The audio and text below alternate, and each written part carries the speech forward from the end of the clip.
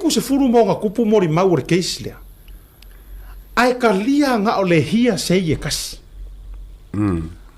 O le hia sei le ka lia. Ai pei ona o overtua, o le saunoanga na se tasi ono ia si ngia nga ngeile ia daua ina ua matou whaasoa. O lana mau lea. Anga o ia o se lo ia, nga ke questioninga. Le integrity o FAIUGA e lua FAIUGA ese. Yeah. Nga mga kua lenga mangingo yare kau pao le va o si makiva si kenge o si lo ia o mero. Yeah. Ma kau question ai longa integrity manga mau mea ai mana tua o le sa o your facility. E ka kau nga kongi lo ifa fo o le heise a. O le heise mo le mau. Ai kau pao le va o si makiva fa mai. E iai te circumstances e fa o nga le hia sei. Okay. Fa mai lo le la le ta ua so fa lo ia singiang ma fa so. Fa mai le o le kala le lo ia ngei.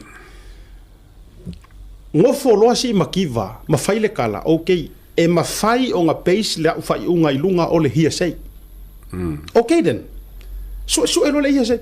Ai koe ko lau le si ko lau. Ai ngofo ma issue lea le ora. Yeah. E sai mai ai le urungari i lea.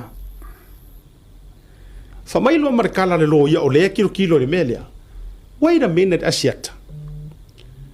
Ua i loa e si makiva ua vai langa kala nga fai mua. O le se malo si anga me mo. O le ale mea ua ngofo ai koe ora le sai mai ngā o le urungari a o le ua umanga ia fai are kala mua. E le mo o mia la le o mai are urungari. Ale foi ka ua lava mo ko mau le finga o mero. Ele ise mo mau.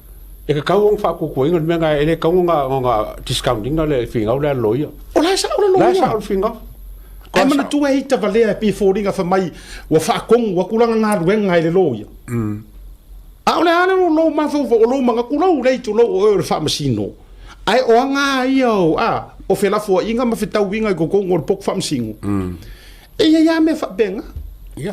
Ai o e pule. Ai leva o ia finga ngalo le ngol mafu anga fo nga la inga avea ia mirror ia one of the top criminal fo ilele lo ia ko kongo Samoa. O winga la na le fa ia tuai la utala Samoa o to mo mai. Faamaka ai le ua sila fia e si makiva ua sasi langa FAIUGA nga fai mua le ngā inga koe ngofo koe ona le amai ngā ngāri e ui ele i maua. Nga sasi ai mga ko si makiva ele pick up inge sasi langa sasi. Ale pick up ka mai. Ale pick up aku inge. Ale fora o kaku pupula akili ai. O ka le ngai FAIUGA whaafalua le ua fai ale sasi langa FAIUGA. O le sila mea. Ele o iai, ele KAKAU usa ele o afia ele se la wafe fo ilele. Ele o afia? Absolutely. Ele o lo que se la wafe? Ai sau le leo le FAIUGA. E namu se la wafe. Lau tala lea. Ele to e popo le si makiva pauane mele ngau wai o le kili loa kulou.